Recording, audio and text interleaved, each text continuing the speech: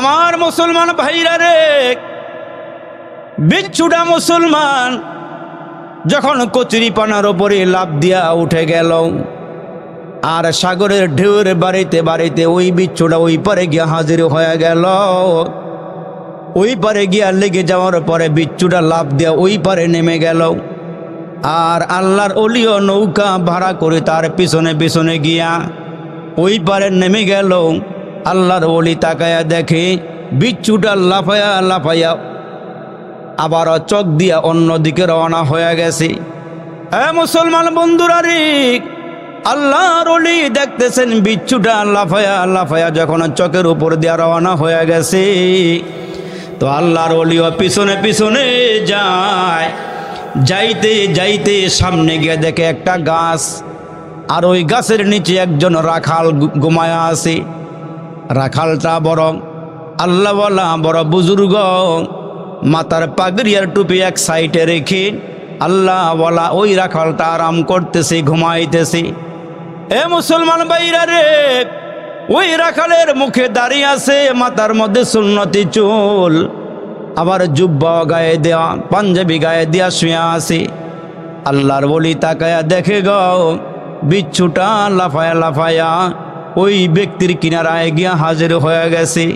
তো আল্লাহর ওলি তাকায়া দেখে অন্য দিক থেকে একটা সাপ ফনা তুলিয়া ওই রাখালের মাথার কিনারায় আইসা হাজির হয়ে গেছে।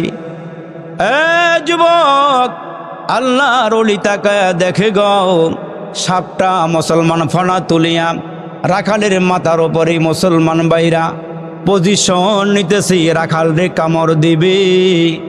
কিন্তু আল্লাহর ওলি ওই মুহূর্তে হাতের মধ্যে পাথর নিলেন, সাপটাকে মারবেন, সাপটাকে আঘাত দিয়া মেরে ফেলবেন। কিন্তু মুসলমান তাকায়া দেখে আল্লাহর ওলি ওই বিচ্ছুটা লাফ দিয়া সাপের মাথার মধ্যে একটা কামড় বসায়া দিয়েছে। সাপটা ওই মুহূর্তে বিচ্ছুর কামড় খাইয়া একবারে ধরাশায়ী হইয়া জমিনে পড়ে গেছে। বিচ্ছুর কামড় খাইয়া সাপটা দুনিয়া থেকে বিদায় হয়ে গেছে। মুহূর্তের মধ্যে আল্লাহর বলি আল্লাহকে ডাক দেয়া কয়, মালিক রে, মুসলমান আশরাফুল মাখলুকাত, মুসলমান সম্মানিক, ওয়ালাকাদ কাররামনা বনি আদম। আল্লাহ তুমি মানুষকে সবচেয়ে বেশি সুন্দর করে বানাইয়া, সম্মান দিয়া বানাইয়া আশরাফুল মাখলুকাত বলে তুমি আখ্যায়িত করেছ। এ মাবুদ, এই সাপটা রাখালকে কামড় দেওয়ার জন্য আসছি, আর তুমি নৌকা দিয়া নয়, কচুরি পানা দিয়া তুমি বিচ্ছুটার নৌকা বানাইয়া এই পারে আইনা বিচ্ছুর দ্বারা তুমি সাপটাকে মেরে এই আল্লাহওয়ালা মানুষটার হেফাজত করলা। তখন আল্লাহর ওলি ডাক দিয়া কয়, আদ-দুনিয়া খুলিকাত লাকুম। নবীজির একটা হাদিস তার মনে পড়ে গেল, আদ-দুনিয়া খুলিকাত লাকুম ওয়া আনতুম খুলিকতুম লিল আখিরা। আল্লাহ পাক রব্বুল আলামিন দুনিয়ার সব কিছুকে বানাইছে আপনার আমার গোলামের জন্য, সেবার জন্যে, আর আমার আল্লাহ আমাদেরকে বানাইছেন পরকালের জন্যে। আমরা আখিরাতের গোলামি করব, আমরা বন্দেগী করব। এ মুসলমান, আজকে তাকায়া দেখেন, আল্লাহ বলেন, বান্দা তুমি যদি আমার হয়ে যাও, তুমি আমার গোলামি করবা, দুনিয়ার সব মাখলুক তোমার খেদমত করবা। তাকায়া দেখেন, এই যে বিমান বানাইছে, এয়ার কন্ডিশন বানাইছে, কত কত কিছু আবিষ্কার করছে। আল্লাহ বলেন, বান্দা তোমাদের কষ্ট করে বিমান কামান বানাইবার দরকার নাই, তোমরা খালি টিকিট কাটবা আর যে দেশে মনে চায় ওই দেশ বিমান দিয়ে উড়াল দিয়ে চলে যাইবা। এরা কষ্ট করে বিমান বানাবে, এরা কষ্ট করে এসি বানাবে, তোমরা খালি সুইচ দিয়া দিয়া বাতাস খাইবা আর তোমরা আমার গোলামি করবা। তোমাদের এত কষ্ট করার দরকার নাই, এরা প্রযুক্তি দিয়া যত কিছু বানাইবার দরকার এরা বানাক, আর তোমরা আমার গোলামি করবা। পায়ের উপরে পাও দিয়া দিয়া এসির রিমোট দিয়া খালি বাতাস খাইবা, আর কষ্ট করলে এরা করবো। জোরে কোন সুবহানাল্লাহ। এ মানুষ, আমরা তো একেবারে দুর্বল ছিলাম, আমাদেরকে সবল বানাইছেন কে? আওয়াজ দিয়ে জোরে বলতে পারবেন না, আমাদেরকে সবল বানাইছেন কে? আমরা যখন মায়ের পেটের থেকে জমিনে আসছি, আমরা দুর্বল ছিলাম না সবল ছিলাম? একেবারেই দুর্বল ছিলাম। কারণ আমি আমার মা চিনি না, আমি আমার বাবা চিনি না, আমি আমার ঘর চিনি না, আমি কাউকে চিনি না। আমি কোথায় থেকে খাবো সেইটাও আমার জানা নাই, কে আমারে খাওয়াবে সেইটাও আমার জানা নাই। আল্লাহ বলেন, বান্দা তোমাদেরকে একেবারে দুর্বল করে বানাইছি, দুর্বলের পরে আস্তে আস্তে হাতে শক্তি, আস্তে আস্তে পায়ে শক্তি, আস্তে আস্তে দেহের মধ্যে শক্তি, আস্তে আস্তে মাথার মধ্যে ব্রেন, এগুলো সব কে দিলেন? বলেন না জোরে, কে দিলেন? কিন্তু আল্লাহ এই জন্য ডাক দিয়ে বলেন, কাইফা তাকফুরুনা বিল্লাহ, এ বান্দা তোমরা কেন আমার কুফরি করো, তোমরা কেন আমার অস্বীকার করো, কেন তোমরা আমারে ভুলে যাও, কেন তোমরা আমার নাফরমানি করো? আমি আল্লাহ না তোমার পেটের থেকে দুনিয়াতে পাঠাইলাম, তোমারে সবল করলাম। আজকে এই মাহফিলে যারা বসে আছেন, এই মুহূর্তে যদি একটা এলাকার থেকে ষাঁড় গরু সুইটা মাহফিলের ভিতরে ঢুকে দৌড় মারে, থাকবেন না ভাগবেন? থাকতেন না। একটা ষাঁড় গরু যদি এই বরাবর আইসা দৌড় মারে, পাড়া খাইয়া মরি না গুতাই মারে না কি করে না করে, কেউ জায়গা থাকবো না, আমরা দৌড় মারবো। তাইলে আমরা তাকায় দেখেন, একটু খেয়াল করে আমার দিকে তাকান। এই শিং, ষাঁড় গরুর মাথার মধ্যে দুইটা শিং আছে না নাই? আওয়াজ দিয়ে কথা বললে আমার বলতে সহজ হয়, আর যদি আপনারা আওয়াজ না করেন বলতে কষ্ট হয়। এজন্য একটু আওয়াজ দিবেন। আমাদের মাথার মধ্যে কোনো শিং টিং আছে? আওয়াজ দিয়ে বলেন, শিং টিং আছে? তাইলে ষাঁড় গরুর মাথার মধ্যে দুইটা শিং দিছেন কে? জোরে বলেন না আমরা, কে দিছেন? তাইলে দেখা গেল আমরা একটা ষাঁড় গরুর সামনে দুর্বল না সবল? বুঝা, ভালো করে বুঝা কইবেন, দুর্বল না সবল? দুর্বল। দেখেন বাবা, আমাদের আত্মরক্ষা করার মতন আমাদের মাথায় কোনো শিং টিং আল্লাহ দেয় নাই, অথচ আমরা তাকায় দেখি মহিষের মাথার মধ্যে শিং, ও মুসলমান বকরির মাথার মধ্যে শিং, আমরা তাকায় দেখি ষাঁড় গরুর মাথার মধ্যেও শিং। আত্মরক্ষা করার অস্ত্রটা আল্লাহদের মাথায় লাগাইয়া দিছেন। এমনকি আমরা যখন মুসলমান চিংড়ি মাছ কিনি, তাকায় দেখি চিংড়ি মাছের মাথার মধ্যে একটা ড্যাগার ফিট করা। কথা কয় না। আবার দেখেন ট্যাংরা মাছ, তাকায় দেখেন দুই দিকে দুইটা শিং, মাঝখানে একটা শিং, আছে না নাই? তাইলে দেখেন, এই যে আমরা যদি নদীর মধ্যে গোসল করতে নামি, পুকুরে গোসল করতে নামি, যদি মনে করেন বেকায়দায় পইরা গর্তের ভিতরে পাও ঢুকা যায়, আর ওইখান থেকে যদি শিং মাছে একটু কাটা ফুটাইয়া দেয়, কেমন লাগে? খারাপ লাগে। শুধু খালি 3-4 ঘন্টা হুশ নাই, বেহুশ। ঠিক কিনা জোরে কন্যা আওয়াজ দিয়া? আপনাগুলোকে আমি ওয়াজ করে মজা পাইতেছি না, ভালো লাগতেছে না আপনাগুলো, কেন আপনারা আওয়াজ করেন না? বহুদিন পরে আইছিলাম যে একটা এগুলো কথাবার্তা কইয়া একটু আপন মনে কইরা কিছু কথাবার্তা কই, এরা কথাই কয়। শিং মাছ যখন গাই দিয়া দেয়, দুই একটা কাটা ফুটায় দেয়, আরাম লাগে না বেরাম লাগে? আরাম না বেরাম?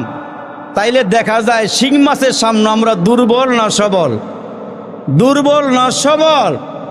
এ মুসলমান বাবা, আমরা ইঞ্জিনিয়ার হই, ডাক্তার হই, মেধা বুদ্ধি আছে, জ্ঞান আছে, অথচ ইঞ্জিনিয়ার ব্রিফকেসের ভিতরে দলিলের অভাব নাই, তার ডিগ্রির অভাব নাই, কিন্তু আমরা তাকাইয়া দেখি আল্লাহর একটা ছোট্ট মাখলুকের সামনে আমগো ইঞ্জিনিয়াররা ফেল। ওই দেখবেন নারকেল গাছের মাথায়, তাল গাছের মাথায় ছোট্ট একটা পাখি, এটার নাম হলো বাবুই পাখি। আপনারা কি কন? বাবুই পাখি না? এই পাখিটা কত সুন্দর করে বাসা বানায়, দেখছেন? ভালো করে খেয়াল কইরা দেখবেন আমাদের দেশের ইঞ্জিনিয়াররা কত নিচের থেকে সিটি পাইলিং করে, গাছ পাইলিং করে, কত মজবুত করে রড দিয়া তারপরে 10 তলা খাড়া করায়, তারপরেও ঝুঁকিপূর্ণ থাইকা যায়। ঠিক কেনা জোরে কন? না জানে আয়লা ইয়া, না জানে কি আইয়া, কোন সময় বিল্ডিং লাড়াছাড়া দিয়ে উড়ায় ফেলায়, না জানি বেকা করে ফেলায়, ভয় থাকে। অথচ তাকায় দেখছি বাবুই পাখিটা ওই যে তাল গাছের মাথায়, নারকেল গাছের মাথায় আধা হাত পাইলিং কইরা উপরের থেকে নিচের দিকে মুসলমান ছোট্ট একটা সুন্দর বাসা বানাইয়া, আবার বাসার দিকে আমি খেয়াল করে দেখছি, আপনারা খেয়াল করছেন কিনা আমি জানি না, বাসার ভিতরে তাকাইয়া দেখি 2টা রুম বানাইছে, বেডরুম, ড্রয়িং রুম। ঠিক কিনা জোরে কন্যা আওয়াজ কইরা? একটু লাড়াচাড়া দিয়েন, ওয়াজ করতে ভালো লাগবো, লাড়াচাড়া দিয়েন। আর আমার 1 লাখ কাটাইয়েন না, 1 লাখ কাটাইলে ওয়াজ করতে ভালো লাগে না। আমি অনেক দূরের থেকে, নারায়ণগঞ্জের থেকে অনেক কষ্ট করে আপনার এলাকায় আসছি। আগে আসছিলাম স্পিরিট বোর্ড দিয়া, আর এখন মাননীয় সরকার কি সুন্দর করে ব্রিজ করে দিছে, এখন ফার করে গাড়ি আইয়া পড়ে। ঠিক কিনা জোরে কন? ঠিক কিনা জোরে কন? যদিও টুলটা একটু বেশি নেয়, 750 টাকা নেয়গা, আমার জ্বর 1500 টাকা নেয়গা, একটু বেশি নেয়গা, একটু কমাই দিলে ভালো আসলো, ঠিক না? কিন্তু আসতে সহজ হয়। এই যে মুসলমান বাবা, আমি তাকাইয়া দেখছি, মাঝে মাঝে খেয়াল করি যে বাবুই পাখিটা এত সুন্দর একটা বাসা বানাইলো, আমগো দেশের ইঞ্জিনিয়াররা এই পাখিটার বাসাটার সামনে ফেল হয়ে জায়গা, এত ঘন কইরা, এত ঘন কইরা, আল্লাহু আকবার, সুন্দর কইরা এই যে মুসলমান ফিনিশিংটা দিয়া ভালো করে যে একটা বাসা বানাইলো, ওপরের থেকে নিচের দিকে ছাইরা দিল।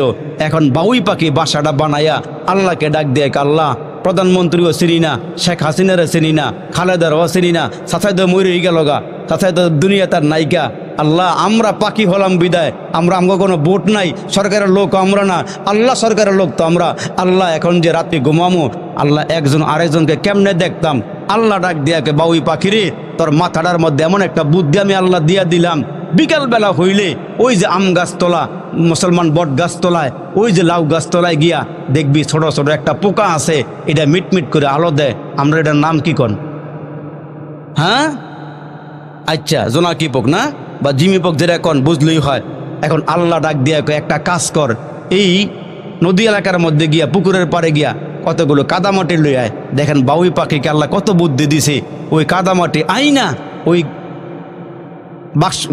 মুসলমান ভাইরা বাসাটার ভিতরে ছোট করে হুলডার বানায়। বালারে খেয়াল করে দেখেন, জায়গায় জায়গায় জায়গায় জায়গায় হুলডার বানানোর পরে হুলডারটা এমন শক্ত হয়, টিপে দিলেও ভাঙ্গে না, টিপা দিলেও সহজে ভাঙ্গে না, এমন মজবুত করে হুলডার বানানোর পরে কয় আল্লাহ এখন বৈদ্যুতিক লাইন পামো কই? লাইন তোর জন্য ক্লিয়ার।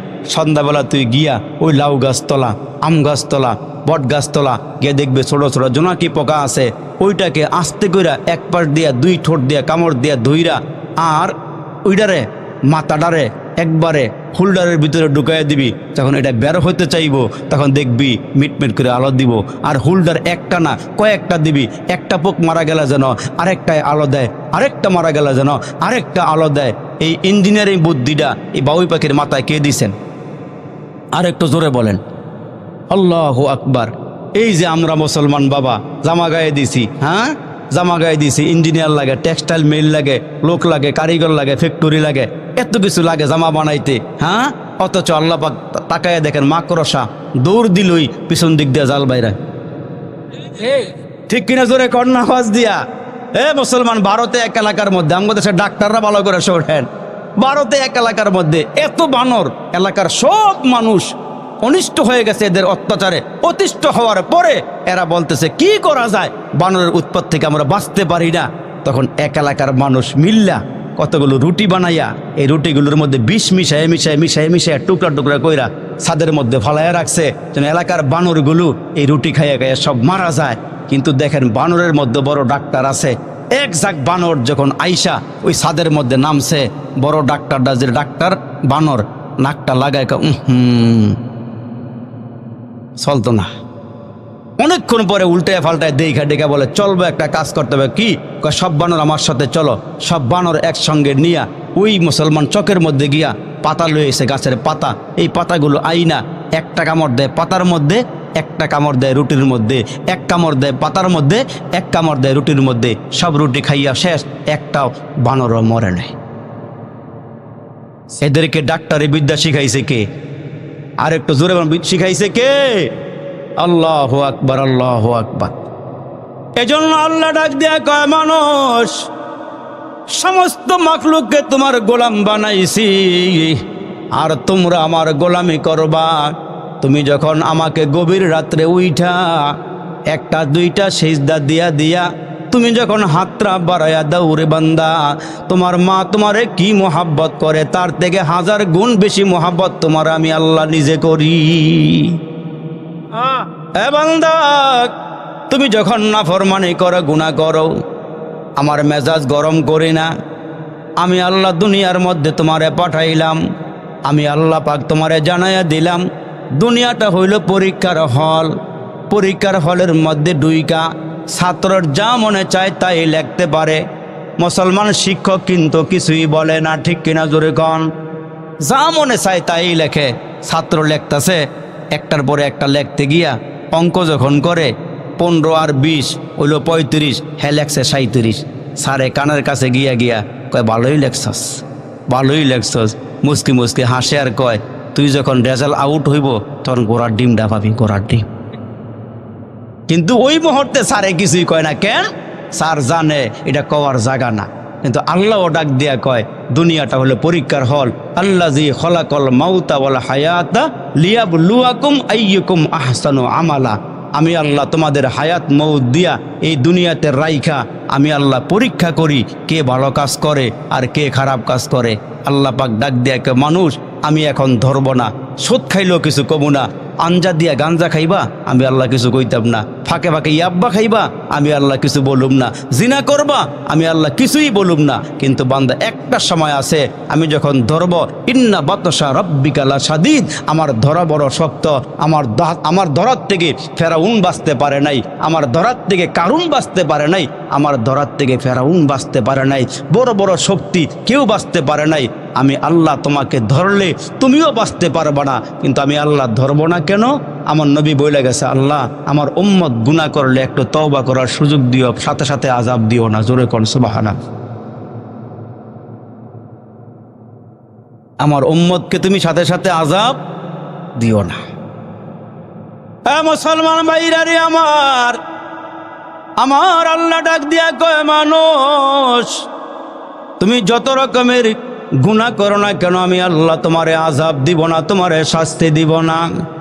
এরে মানুষ ভালো করিয়া শুনিয়া যাও, এরে বান্দা আমি আল্লাহ তোমাদেরকে দুনিয়ার মধ্যে পরীক্ষা করি কে ভালো আমল করে আর কে খারাপ আমল করে। এরে মানুষ তোমাদের পায়ে হাত দিয়া বলিয়া যায়, হায়াতের জীবনকে বাবা তুমি কাজে লাগাও। মুয়াজ্জিনের আজান যখন শুরু হয়ে যায়, মুয়াজ্জিন ডাক দিয়া দিয়া বলে, হাইয়া আলাস সালাহ হাইয়া আলাল ফালাহ। মুয়াজ্জিন ডাক দিয়া দিয়া কয়, আসো নামাজের দিকে, আসো কামিয়াবির দিকে। এভাবে মুয়াজ্জিন দৈনিক 5 বার আজান দিয়া দিয়া ডাকে। যারা আল্লাহর ওই মুয়াজ্জিনের ডাকে সাড়া দিয়া মসজিদে যায়, আমার আল্লাহ ডেকে বলেন, এরা যখন 5 ওয়াক্ত নামাজ আদায় করে ওই মানুষগুলোর জিম্মাদারে আমি আল্লাহ কুদরতি হাতে নিয়া নেই। আর আমার ডাকে যারা সাড়া দেয় না, আমার ডাকে যারা সাড়া দেয় না, এরে মুসলমান নিজের মন চাহাতের জিন্দেগি অবলম্বন করিয়া বান্দায় চলে, তখন আমার আল্লাহ ডাক দেয়া কয়, মানুষ হাসরের কঠিন ময়দানে তুমি যখন উঠবা, ওই উঠার পর বান্দাগুলো যখন আল্লাহর সামনে দাঁড়াবে, বান্দাগুলো কান্না শুরু করিয়া দিবে আর আমার আল্লাহরে ডাকতে থাকবে ডাকতে থাকবে। কিন্তু মুসলমান বাবাজিরা রে, ওই মানুষগুলো ডাকতে ডাকতে ডাকতে ডাকতে কাঁদতে কাঁদতে চোখের পানিগুলো ছেড়ে দিবে, চোখের পানিগুলো শেষ হয়ে যাবে, ওই চোখের গোড়া দিয়া রক্তগুলো বের হবে, রক্তগুলো পড়তে পড়তে একটা সময় রক্ত হয়ে যাবে। ওই মানুষগুলো আল্লাহরে ডাক দিবে, আল্লাহ বলেন, বান্দারে তোমরা আমারে আজকে ডাকলে আমি আল্লাহ তোমাদের ডাকে সাড়া দিব না, কারণ দুনিয়ার মধ্যে মুয়াজ্জিন তোমারে ডাকছে, তুমি মুয়াজ্জিনের ডাকে সাড়া দাও নাই। মুয়াজ্জিনের ডাকে সাড়া দিলে তোমরা আমার ডাকে, আজকে তোমাদের ডাকে আমি সাড়া দিতাম, তোমরা দুনিয়াতে আমারে সাড়া দাও নাই, আমি আল্লাহ তোমাদেরকে সাড়া দিব না। কারণ আল্লাহ ডাক দিয়া কে, বান্দা দুনিয়াতে আমারে ডাক দিবা, জমিনে আমি আল্লাহ স্মরণ করব তোমাদেরকে আরশে। এজন্য আল্লাহ ডাক দিয়ে কয়, মানুষ তোমরা আমারে স্মরণ করো, আমারে ডাকো। এ মুসলমান ভাইরা, সমরকন্দ এলাকার মধ্যে আল্লাহর নবীর বংশের একজন মহিলা, সৈয়দ বংশের একজন মহিলা আল্লাহরে ডাক দিছে, আল্লাহ আমার স্বামী নিয়ে গেছো, আল্লাহ আমার সন্তান আছে, ছেলে মেয়ে আছে, আমি গরিব মহিলা, কিন্তু আমি নবী বংশের মহিলা, সৈয়দ বংশের মহিলা আমি, আল্লাহ আমার স্বামী নাই, এই সন্তানগুলো নিয়ে কষ্ট করতেছি, আল্লাহ তুমি আমাকে রিজিকের ফয়সালা করে দাও, আমার সন্তানদেরকে কাঁদায়ও না, আল্লাহ তুমি আমারে কাঁদায়ও না। ওই মহিলা ডাক দিয়া ঘর থেকে একা বের হয়ে গেল, সন্তানগুলোকে ঘরের মধ্যে রাখিয়া ওই মহিলা খাবারের সন্ধানে বের হয়ে যায়। ওই সমরকন্দের মহিলা উম্মে আব্দুল্লাহ, মুসলমান তার সন্তানের নাম হলো আব্দুল্লাহ, ওই মহিলাকে উম্মে আব্দুল্লাহ বলা হয়। ওই মহিলা রাস্তায় বের হইয়া আল্লাহর উপরে ভরসা করিয়া করিয়া বলে, মালিক রিজিক দেওয়ার মালিক তুমি, জোরে বলেন তো রিজিক দেওয়ার মালিক কে? আল্লাহ। এই জমিনটা কার? জমিনের মধ্যে ফসল লাগাইলেন আপনি একটা, কিন্তু ওই মুসলমান একটা বীজ লাগাইলে ওই বীজের থেকে গাছ চারা হইয়া ওই চারার মধ্যে কত আমার আল্লাহ আপনাকে নিয়ামত দান করলো।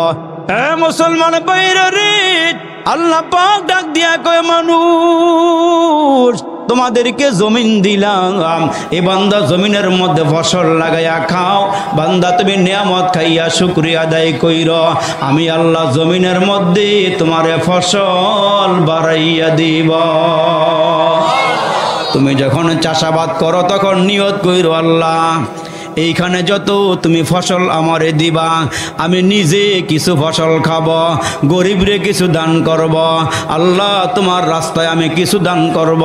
দেখবেন ওই জমিনের মধ্যে আল্লাহ ফসল বাড়াইয়া দিবে, পোকামাকড় থেকে আল্লাহ আপনার ফসলগুলোকে হেফাজত করবে। এজন্য আল্লাহ ডাক দিয়ে কয় মানুষ রিজিক দেওয়ার মালিক আমি আল্লাহ।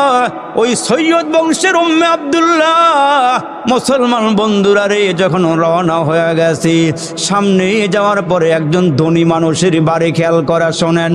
ধনী মানুষের বাড়ি, ওই বড় লোকের বাড়ি, সর্দারের বাড়ি। ওই সর্দারের ঘরের সামনে গিয়ে দাঁড়াইয়া ওই মহিলা ডাক দিয়া বলেন, সৈয়দ বংশের মহিলা, আমার নবীর বংশের একজন মহিলা ক্ষুধার্ত হইয়া স্বামী হারা, স্বামী দুনিয়া থেকে বিদায় হয়ে গেছে, সন্তানগুলো লইয়া মহিলায় কষ্ট করে। এর মুসলমান একবেলা খাইলে দুই বেলা খাবার খাইতে পারে না, কিন্তু মানুষের কাছে চাইতে লজ্জাবোধ করে, কারো কাছে চায় না, কারণ ওই আল্লাহর বান্দি হলো নবীর বংশের একজন মহিলা। মুসলমান ভাইরা রে আমার, সর্দারের বাড়ির কিনারায় গিয়ে আল্লাহর বান্দি দাঁড়ায়া গেল। সর্দার ছিল নামে মুসলমান, টাকার মালিক, পয়সার মালিক, কিন্তু নামের মুসলমান, দান সদাকা করে না, আল্লাহর রাস্তায় মুসলমান কিছু দান করে না, নামাজের দ্বারেও যায় না। ওই মহিলা গিয়া হাঁক মারছে, সর্দার সাহেব আমার স্বামী মারা গেছে, আমি গরিব মহিলা, আমি বাচ্চা লইয়া, বাচ্চাদেরকে লইয়া খুব কষ্টের মধ্যে আছি, আল্লাহ রাস্তে আমারে কিছু দান করেন। সৈয়দ বংশের মহিলা সর্দারের বাড়ির কাছে গিয়ে কয়, আল্লাহ রাস্তে আমারে কিছু দান করেন, আল্লাহর রাস্তে আমারে কিছু দেন, আমি গরিব মহিলা, তবে আমি বংশ, আমার বংশ হচ্ছে নবীর বংশ, আল্লাহর রাস্তে আমারে কিছু দান করেন। ওই মুহূর্তে সর্দার, সে ছিল নামের মুসলমান, আসলে সে প্রকৃত মুসলমান না, কাজের মুসলমান না, আল্লাহর ভয় তার সিনার ভিতরে নাই, নবী পয়গম্বরের সঙ্গে তার কোনো মোহাব্বত নাই, তার কোনো ভালোবাসা নাই, এমন একজন নামের মুসলমান সে। মুসলমান ওই মুহূর্তে মহিলা যখন তার শরণাপন্ন হইয়া দুইটা হাত বাড়াইয়া দিয়া বলে, আমি অসুবিধার মধ্যে আছি, আমি কষ্টের মধ্যে আছি, আমাকে আল্লাহর রাস্তায় কিছু দান করেন। ওই মুহূর্তে সর্দার বলতেছে, তুমি যে নবীর বংশের মহিলা, তোমার এই বংশের পরিচয় কি, কোনো আলামত আছে, কোনো নিদর্শন আছে, তুমি যে নবীর বংশের, তাইলে তুমি বলো, তোমার আমি যা চাও তুমি তাই দিব। মহিলা বলতেছে, এখানে আমার কোনো জ্ঞাতি গোষ্ঠী নাই, আমার পরিবারের অন্য কেউ নাই, আমি একা আমার সন্তানগুলো নিয়ে আসি, তবে আমি বলতেছি আমি নবীর বংশের মেয়ে, আমাকে কিছু খাবার দেন, সন্তানদেরকে নিয়ে খুব কষ্টে আসি। ওই সর্দার সাহেব তাকে বেশি একটা পাত্তা দেয় নাই, তুমি যে নবীর বংশের, তার পরিচয় দিলে আমার কাছ থেকে খাবার নিতে পারবা, পরিচয় না দিলে খাবার তোমাকে দিব না। ওই মহিলাটা চলে গেছে। একটু সামনে যাওয়ার পরে একজন খ্রিস্টানের সঙ্গে দেখা হয়েছে, যেই খ্রিস্টানরা আগুনের পূজা করে, অগ্নির পূজা করে। ওই মহিলাকে দেখে বলে, মা, সুবহানাল্লাহ জোরে বলেন। মুসলমান সর্দার মহিলাটাকে পাত্তা দেয় নাই, কিন্তু একজন মুসলমান খ্রিস্টান অগ্নি পূজারী, তার ভিতরে দয়ার সঞ্চার হয়েছে। বলতেছে, মাগো আপনি কি তালাশ করতেছেন? তখন ওই মুহূর্তে সৈয়দ বংশের মহিলাটা উম্মে আব্দুল্লাহ বলতেছে, বাবাজি আমি ক্ষুধার্ত, আমার সন্তানগুলো না খাওয়া অবস্থায় আছে, আমার স্বামী মারা গেছে, সর্দারের বাড়িতে গিয়েছিলাম কিছু খাবারের জন্য, সর্দার আমারে তাড়াইয়া দিছে, সর্দার আমারে জায়গা দিল না, আমি এই জন্য ফিরে আসছি। ওই মুহূর্তে খ্রিস্টানরাই বলতেছে, ঠিক আছে মা, আপনি আমার সাথে আমার বাড়িতে চলেন। আর একটু জোরে বলেন সুবহানাল্লাহ। আমার বাড়ি চলেন। মুসলমান ভাইরা রে আমার, ওই মুহূর্তে মহিলা ডাক দিয়া কয়, আপনার বাড়িতে যাব। কয় হ্যাঁ চলেন। বাড়িতে যাওয়ার পরে ওই খ্রিস্টান ডাক দিয়া বলে, মা গো, আমার কয়েকটা ঘর আছে, আপনাকে আমি এই ঘরটা ওয়াকফ করে দিলাম, আপনাকে আমি এই ঘরের মালিক বানায়া দিলাম। আপনার বাচ্চাগুলোকে নিয়ে আজকের থেকে আপনি আমার এই ঘরেই থাকবেন। আপনার যত খানা প্রয়োজন, আপনার যত কিছুর দরকার, আমি আমার পক্ষ থেকে আপনার জন্য ব্যবস্থা করে দিব। আল্লাহু আকবার, আল্লাহু আকবার। মহিলা খুশি হয়ে গেছে। আল্লাহু আকবার। মুসলমান ভাইরা রে আমার, ইমাম গাজ্জালী রহমাতুল্লাহ আলাইহি মুকাশাফাতুল কুলুবের ভিতরে ঘটনা উল্লেখ করেছেন। এই ঘটনা নুজহাতুল মাজালিস নামক কিতাবের 2য় খণ্ডের 190 পৃষ্ঠার মধ্যে ঘটনা উল্লেখ করা হয়েছে। এরে মুসলমান, আল্লাহর বান্দি খুশি হয়ে গেল। খুশি হইয়া মনের থেকে একটা দোয়া দিছে, আল্লাহ তারে মুসলমান না বানাইয়া মৃত্যু দিও না। আল্লাহ তারে মুসলমান বানায়া কবুল করিয়া নিও। আল্লাহ, আমি সৈয়দ বংশের মহিলা, খ্রিস্টান আমারে সম্মান দিল, আমার রিজিকের ব্যবস্থা করিয়া দিল, ঘর দিয়া দিয়া ঘরের মালিক বানায়া দিল। মহিলা বাচ্চা কাচ্চা লইয়া ওই বাড়িতে চলে আসছে, ঘরে চলে আসছি। এরে আমার বাবাজিরা রে, রাতের বেলা মুসলমান সর্দার স্বপ্ন দেখে বিশাল বড় এক মাঠ। খেয়াল করেন, বিশাল বড় একটি মাঠ। ওই মাঠের কিনারার মধ্যে একটা সুন্দর বিল্ডিং। ওই বিল্ডিং এর সামনে তাকায়া দেখে দিনের নবী মুহাম্মদুর রাসূলুল্লাহ সাল্লাল্লাহু আলাইহি ওয়াসাল্লাম দাঁড়াইয়া আছে। মুসলমান সর্দার ঘুমের ঘরে স্বপ্নে দেখে বিশাল ময়দানের কিনারায় সুন্দর একটা বিল্ডিং, আর ওই বিল্ডিং এর কিনারায় আমার দিনের নবী দাঁড়াইয়া আছে। মুসলমান সর্দার ডাক দিয়া কয়, কে গো আপনি, আপনার পরিচয় কি? আমার পরিচয় হইল আমি উম্মতের নবী মুহাম্মদুর রাসূলুল্লাহ সাল্লাল্লাহু আলাইহি ওয়াসাল্লাম। কয় আল্লাহর নবী গো, এত সুন্দর বিল্ডিংটা কার জন্যে? কয় এই বিল্ডিংটা মুসলমানকে দেওয়া হবে। সুবহানাল্লাহ কোন। মুসলমান সর্দার ডাক দিয়া কয়, নবীজি গো, আমিও মুসলমান। কি কয়? গোমের ঘরে বিল্ডিং দেখা কয় আমিও মুসলমান। আমার নবী ডাক দিয়া কয়, তুমি যে মুসলমান, এইটার পরিচয় কি? আগে আমারে পরিচয় দাও। আমার বংশের একজন মহিলা, সৈয়দ বংশের মহিলা পরিচয় দেওয়ার পরে তুমি পরিচয় চাইছো।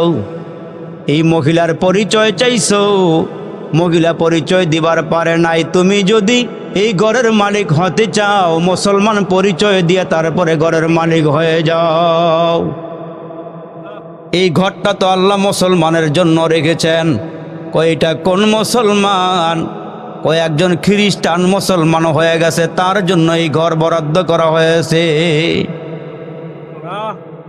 ওই সর্দার ঘুম থেকে লাফাইয়ে উঠিয়া পাগলের মতন দৌড় দৌড় ওই খ্রিস্টানের বাড়িতে গিয়ে হাজিরা দিয়া ডাক দে, বলে ও খ্রিস্টান, তোমার বাড়িতে একজন মহিলা আছে, যেই মহিলাটা নবীর বংশের মহিলা। কার বংশের? এই নবীর বংশের মহিলাটা নেওয়ার জন্য আসছি। তুমি খ্রিস্টান, তোমার বাড়িতে রাখবো না, আমি মুসলমান, আমার বাড়িতে নিয়ে যাব। খ্রিস্টান ওই মুহূর্তে ডাক দিয়া কয়, মুসলমানের সর্দার, তোমারে সম্মান করি, ইজ্জত করি, রাতের বেলা নবীর দেখা, নবীর সামনে একটা বিল্ডিং দেখা এই ঘর নিতে আইছো, আর এই মুসলমান মহিলার নিতে আসছো। শুনিয়াল, যেই নবী তোমার বংশের পরিচয় চাইছে, তুমি মুসলমান কিনা সেই পরিচয় চাইছে।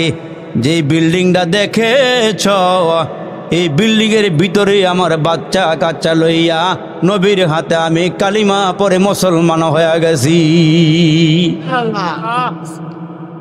আর নবীজি আমার এই ঘরের বিল্ডিং এর মালিক বানায়া দিয়েছে। কি জন্য তুমি এগুলো পাইলা? কোন আমলের বিনিময়ে?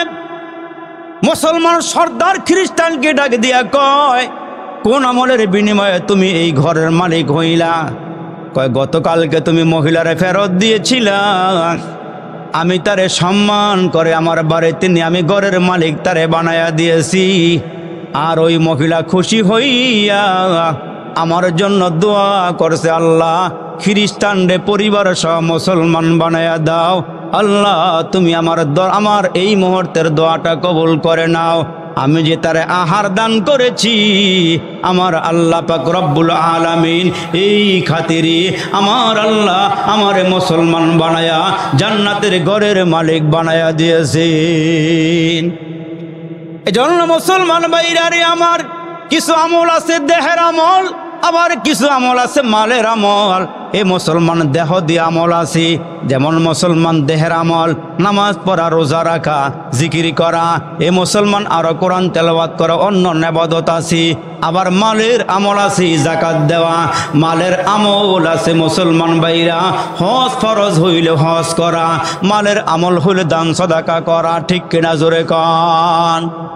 এ মুসলমান ভাইরা রে আমার, পয়গম্বর আরবি ডাক দিয়ে উম্মতেরা রে, উম্মতেরা ভালো করিয়া শোনো, দান সদাকার দ্বারা আল্লাহ বালা মুসিবত দূর করিয়া দেয়, অসুস্থ মানুষকে আল্লাহ পাক সুস্থ করিয়া দেয়, পেরেশানওয়ালা মানুষগুলোকে আল্লাহ তাআলা পেরেশানি দূর করে দেয়। জোরে আওয়াজ করে কোন আল্লাহু আকবার। এই জন্য আল্লাহ ডাক দিয়া কয়, আমি মাল দিয়া দৌলত দিয়া বান্দারে পরীক্ষা করি, কারা মাল দৌলত দিয়া ভালো কাজ করি, কারা নেক আমল করে। যেমন সুলাইমান একজন পয়গম্বর ছিল, উনি দুনিয়ার বাদশা ছিল, উনি আখিরাতেরও বাদশা ছিল। সুবহানাল্লাহ কোন?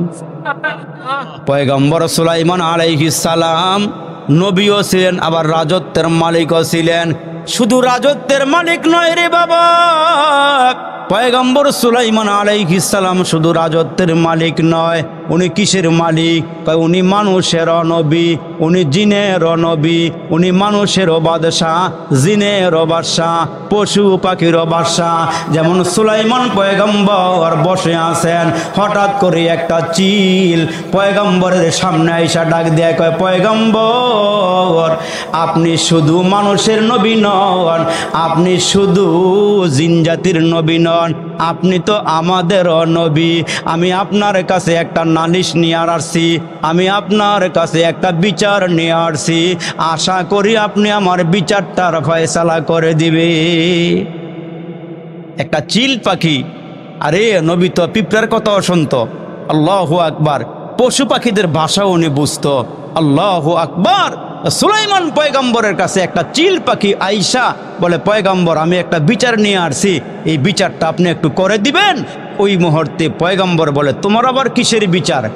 আল্লাহ নবী গো, আপনার তো রাজ সিংহাসন আছে, আমার তো কোনো সিংহাসন কিছু নাই, আমার তো ঘর বাড়ি নাই, আমার তো দালান কোটা নাই। আছে? হ্যাঁ, পাখিদের কোনো বাসা আছে এমনি বিল্ডিং? হ্যাঁ, আপনার এলাকার ঘরের মতো ঘর নাই। ওই মুহূর্তে চিলটা ডাক দিয়ে বলে, ওগো পয়গম্বর, ওগো আল্লাহ নবী, আপনি আমারে বিচার করে দেন। কয়, কি বিচার?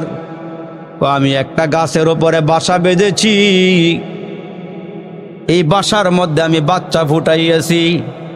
ওগো পয়গম্বর, এতদিন পর্যন্ত আমার বাসার মধ্যে কেউ আক্রমণ করে নাই, কিন্তু কেন জানি গো পয়গম্বর, আজকে আমার বাচ্চাগুলো বাসার ভিতরে আরাম করতেছে, ঘুমাইতেছে। এই মুহূর্তে ওই গাছের মালিক গাছের মধ্যে ওইটা আমার বাচ্চাগুলো নেওয়ার চেষ্টা করতেছে। সুলাইমান পয়গম্বর গো, আপনার কাছে বিচার দাবি করলাম, তাড়াতাড়ি করিয়া ওই গাছের মালিককে ডাইকা আপনি বিচার করে দেন, সে যেন আমার বাচ্চাগুলোর উপরে আক্রমণ না করে। সুলাইমান পয়গম্বর হযরতে সুলাইমান আলাইহিস সালাম সঙ্গে সঙ্গে ওই গাছের মালিককে আদালতে ডাকলেন। ডাইকা নিয়ে বললেন, এই গাছের মালিক, তোমার গাছের মধ্যে চিল বাচ্চা ফুটাইয়াছি, তোমারে বলিয়া দিলাম তুমি বাচ্চার উপরে আক্রমণ করিও না, বাচ্চাগুলো আনিও না। বাচ্চার মায় বিচার দিয়া গেছে, বাচ্চার মায়ের মনের মধ্যে বড় বাচ্চাদের জন্য কষ্ট। তুমি ওইখানে আর কোনোদিন যাইবা না। কয় ঠিক আছে পয়গম্বর, কথাগুলো মানলাম।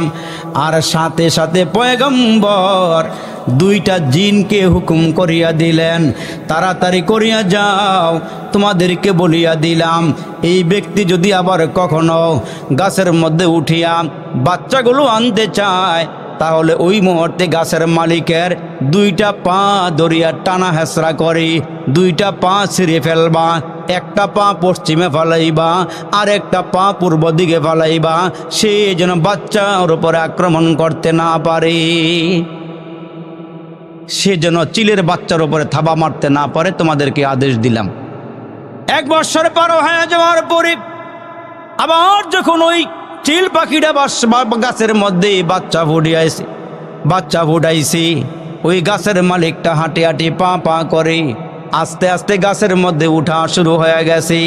মুহূর্তের মধ্যে চিল পাখিটা পয়গম্বরের কাছে গিয়া কয়, পয়গম্বর, আজকেও গাছের মালিক আমার গাছের মধ্যে উঠতেছে, আমার বাচ্চাগুলো আনার জন্য আপনি একটু বিচার করে দেন। সঙ্গে সঙ্গে সুলাইমান পয়গম্বর ওই দুইটা জিনকে ডাক দিয়া কয়, তাড়াতাড়ি যাও, তারে গিয়া ধরো, তারে ধুইরা দুইটা পা দুই দিকে টানা তাইনা সিরা ফালাইবা। জিন বলে, মুহূর্তের মধ্যে পয়গম্বরের হুকুম পাইয়া আমরা গাছের মধ্যে উঠলাম। গাছের মধ্যে উঠিয়া যখন আমরা তার পায়ে ধরিয়া টান দিব, মুহূর্তের মধ্যে তাকায়া দেখি ওপরের দিকে দুইজন নিচের দিকে নামতেছে, নাইমা আমাদেরকে ধইরা আমাদের পা গুলো সিররা বাড়াইছি। আমরা ডাক দিয়ে বললাম, কে গো তুমি, তোমরা কারা গো, আমাদের পা গুলো সিররা বাড়াইলা? আমরা জমিনের কোনো মানুষ নই, আমরা হইলাম আল্লাহর ফেরেশতা। কয় তোমাদেরকে কে পাঠাইছে?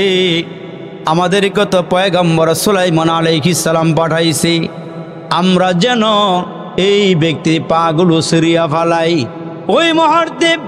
ওই মুহূর্তে দুইজন ফেরেশতা ডাক দিয়া কয়, আমাদেরকে আল্লাহ পাঠাইছে এই লোকটা গাছে উঠার আগে আসার পথে কিছু টাকা আল্লাহর রাস্তায় দান করে আসছে। এই দানের বদৌলতে আল্লাহ তাআলা এই মহা মুসিবত থেকে তারে আল্লাহ পাক হেফাজত করছে। জোরে কোন সুবহানাল্লাহ। এই জন্য মুসলমান ভাইরা রে আমার, আল্লাহ পাক ডাক দিয়া কয়, মানুষ এই দুনিয়াতে আল্লাহ পাঠাইছে, তুমি আসো নাই, তোমারে আল্লাহ সুন্দর করে বানাইল। 4টা জিনিসের কসম করে আল্লাহ বলেন, লাকাদ খালাকনাল ইনসানা ফি আহসানি তাকওয়িম। আল্লাহ কয়, মানুষ তোমাদেরকে বড় সুন্দর করে বানাইয়া আমি আল্লাহ 2টা রাস্তা বলিয়া দিলাম, একটা হলো জান্নাতের পথ আর একটা হইল জাহান্নামের পথ। আল্লাহ কত সুন্দর করে ওয়াজ করেন, ফারিকুন ফিল জান্নাতি ওয়া ফারিকুন ফিস সাঈর। আল্লাহ কয়, বান্দা 2টা পথ তোমারে দিলাম, একটা পথ হলো জান্নাতের পথ আর একটা পথ হলো জাহান্নামের পথ। আমরা আলেম ওলামারা আপনাদেরকে জান্নাতের পথের কথা বলি, জাহান্নাম থেকে বাঁচার জন্য বলি। হ্যাঁ মুসলমান ভাইরা, একটা পথ হলো জান্নাতের পথ আর একটা পথ হলো জাহান্নামের পথ। এ মুসলমান 2টা পথ আছে। আল্লাহ ডাক দিয়া বলেন, তোমরা নেক আমল করবা, জান্নাতের পথ পেয়ে যাইবা, খারাপ কাজ করবা, বদ আমল করবা, বাম দিকের রাস্তা পেয়ে যাইবা। আল্লাহ বলেন, ফামাইয়া আমাল মিসকালা যাররাতিন খায়রান ইয়ারা ওয়া মাইয়া আমাল মিসকালা যাররাতিন শাররান ইয়ারা। 2টা পথ আছে, একটা হলো জান্নাতের পথ আর একটা হলো জাহান্নামের পথ। হাসরের দিন নেকি বদি ওজন দেওয়া হবে। জোরে কোন সুবহানাল্লাহ। কি দেওয়া হবে? নেকি বদি ওজন দেওয়া হবে। ভালো কাজ, খারাপ কাজ, ভালো আমল আর খারাপ আমল, এগুলো ওজন করা হবে হাসরের ময়দানে। হাসরের ময়দানটা এই জগতে না, আরেকটা জগৎ আছে, পরকালের জগৎ। ওইখানে হাসরের ময়দান কায়েম করা হবে, মিজানের পাল্লা স্থাপন করা হবে। ওই দিন আপনার আমার ভালো মন্দ সব কিছু আমল নামার মধ্যে ওজন দেওয়া হবে। এখন আপনি আর আমি জবান দিয়ে যা বলি, ভালো বলেন আর মন্দ বলেন, আল্লাহ বলেন, মা ইয়ালফিজু মিন কাউলিন ইল্লা লাদাইহি রাকিবুন আতীদ।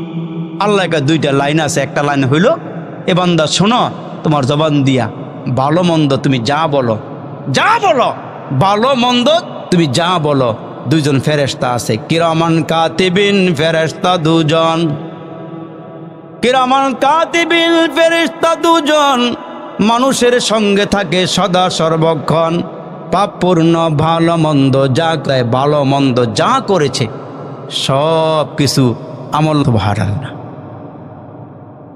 এই জন্য আমাদের আকাবির হজরতগণ বাইসা বাইসা কথা বলতেন, জরুরত মনে করলে বলতেন, জরুরত মনে না করলে চুপ হয়ে থাকতেন। মান সাকাতা নাজা, যারা চুপ থাকে তারাই নাজাত পায়, আর যারা বেহুদা কথা বলে, অনার্থক কথা বলে, লব্বু কথা বলে, এরা হাসরের দিন ধরা খাইয়া যাবে।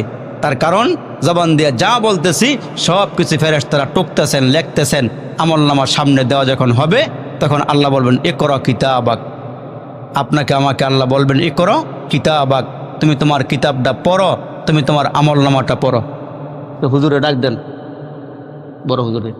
এখন আমলনামাটা ধরায় দেওয়া হবে। এই আমলনামা যখন দেওয়া হবে তখন বান্দা তাকায়া দেখবে আপনি এই ডগুরি, এই এলাকার মাদ্রাসা, এই যে আপনার এই এলাকাটা, এই এলাকার মাদ্রাসাতে আপনারা যারা বয়ান শোনার জন্য আসছেন, এখানে যে বসছেন, এই বসাটাও লেখা। আপনি চায়ের দোকানে বসে গল্পগুজব করছেন, সেইটাও লেখা। আপনি চকের মধ্যে গিয়ে একা একা গুনাহ করছেন, সেইটাও লেখা। আবার রাস্তা দিয়ে হাইটা হাইটা সুবহানাল্লাহ, আলহামদুলিল্লাহ, আল্লাহু আকবার বলছেন, এগুলো আপনার আমলনামার মধ্যে লেখা। যখন সবগুলো আপনার সামনে আসবে, বান্দা তাকায়া দেখে লা ইউগাদিরু সগীরাতাও ওয়ালা কাবীরাতান ইল্লা আহসাহা। বান্দা তাকায়া দেখে আমলনামার মধ্যে সব কিছু লেখা আছে। সব কিছু বান্দা দেখে বলবে আল্লাহ আমি কি এই গুনাহটা করছি, আল্লাহ আমি কি অপরাধটা করছি। তার কারণ সেদিন তো জাহান্নামের আগুন তার চোখের সামনে, জাহান্নামের শাস্তি তার চোখের সামনে। এগুলো দেখার পরে বান্দা তখন বলবে আল্লাহ আমি কি এই কাজগুলো করছিলাম। আল্লাহর সামনে বান্দায় বলবে আল্লাহ আমার তো মনে হয় না আমি যে এই কাজটা করছি। এখন তো বান্দা আল্লাহর সামনে দাঁড়াইয়া এই জিহ্বাটা দিয়া কথা বলতেছে। আল্লাহ বলবেন বান্দা তুমি কি তোমার দেহটারে বিশ্বাস করো, মাথা থেকে নিয়ে পা পর্যন্ত এই বডিরে বিশ্বাস করো? হ্যাঁ আল্লাহ আমি বিশ্বাস করি। কয় তুমি কোনটারে বিশ্বাস করো? আল্লাহ আমার বডির সব কিছুর আমি বিশ্বাস করি, জবানটা সারা। তার কারণ ওই দিন তো জবান ভাই আসেন কালেকশন করতে এনে বসেন। তো এখন এই যে বাবা জবানটা বান্দা বিশ্বাস করে কি করে না, এই বান্দার জবানটারে আল্লাহ সেদিন বন্ধ করে দিয়া জবানের আওয়াজটা আল্লাহ পাক হাতে দিয়া দিবেন। ওই হাতের মধ্যে দেওয়ার পরে বান্দার হাত কথা বলবে, বান্দার পা কথা বলবে, বান্দার সবগুলো অঙ্গ প্রত্যঙ্গ কথা বলতে শুরু করে দিবে। এজন্য মুসলমান ওই দিন যেন আপনার আমার পক্ষে কিছু সাক্ষ্য থাকে, ভালো কিছু নেক আমল থাকে, ওই জিনিসটা যেন হাসরের ময়দানে থাকে। আজকে এখানে যারা হাজিরা দিয়েছেন, আপনার আমার হায়াতের জীবনে যদি ভালো কিছু আমল থাকে, যেমন আল্লাহ পাকের রসুল বলছেন নেক আমল বেশি বেশি করে করা, আর আল্লাহর জান্নাতের দিকে দৌড়ানি, আল্লাহর মাগফিরাতের দিকে দৌড়াইয়া আসা, আল্লাহর মাগফিরাতের দিকে দৌড়ায় দৌড়ায় যাওয়া। তা আপনাদের মধ্যে এখানে যারা আছেন, এই যে মার্কাজে সুন্নাহ হাফিজিয়া মাদ্রাসাটা আপনাদের এলাকার মধ্যে চলতেছে, এই মাদ্রাসাটা এখানে চলতেছে, এই মাদ্রাসা হওয়াতে, মাদ্রাসা চলাতে ছেলেগুলো হাফেজে কোরআন হয়ে গেল। 30 পারা কোরআনটা সিনার মধ্যে জমা কইরা এরা মুসলমান এইখান থেকে বিদায় হইয়া অন্য জায়গার মধ্যে গিয়া এরা দিন শিখবে, আলেম হবে, এরা সারা পৃথিবীর জমিনে ঘোরাফেরা করবে। তখন আপনাদের অবস্থাটা হবে কি? ওই ছেলেগুলো, যেই ছেলেগুলোকে আপনি লেখাপড়া করাইছেন, লজিং খাওয়াইছেন, 1000 টাকা বছরে একবার দিছেন, 5000 টাকা বছরে একবার দিয়া এই ছেলেগুলোর পিছনে আপনি খরচ করছেন, নিজের সন্তান মনে করে, নবীর ওয়ারিস মনে করে মুসলমান আপনারা খরচ করছিলেন। ওই খরচগুলোর গাঁটটি আপনার সামনে আসবে আর বলবে আল্লাহ এই যে আমার এই গাঁটটিটা কিসের গাঁটটি দিলা? তখন বান্দা বলবে, আল্লাহ বলবেন বান্দা তুমি যে তোমার পকেটের থেকে 500 টাকা নবীর ঘরে দিয়েছিলা, 1000 টাকা দিয়েছিলা, এইটার একটা আমলের গাঁটটি তোমার সামনে এখন হাজির করে দিলাম। আমি এখন বাইসা বাইসা তোমার ভালো আমল থেকে, ভালো আমলগুলোকে কবুল করে করে আমি আল্লাহ আজকে তোমারে মাফ করে আমার জান্নাতের ফয়সালা করে দেবো। জোরে কোন সুবহানাল্লাহ।